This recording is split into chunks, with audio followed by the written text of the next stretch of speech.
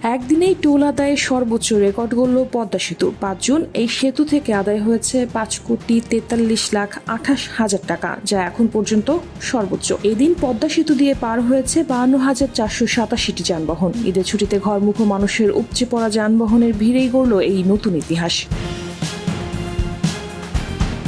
৬ June Padma সেতু কর্তৃপক্ষ তথ্যটি নিশ্চিত করেছে। পদ্মা সেতুর দায়িত্বে থাকা যুগ্ম সচিব জানান, এই ২৪ ঘন্টায় মাওয়া প্রান্ত দিয়ে প্রবেশ করেছে ৩৫,৯৮৫টি যানবাহন। এতে মাওয়ার টোল আদায় হয়েছে ৩,১৬,৪৩,৮০০ টাকা। আগামী ২৫ জুন পদ্মা সেতু চালুর ৩ বছর পূর্তি। সেতু চালুর পর এ পর্যন্ত টোল আদায় হয়েছে ২,৪৫২,৮২ টাকার বেশি। এই সময়ে ১,৮৯,৬৪,২১৮ যানবাহন পারাপার হয়েছে। শুধু যোগাযোগ নয়, অর্থনীতিতেও এই সেতু রেখেছে অনন্য ছাপ।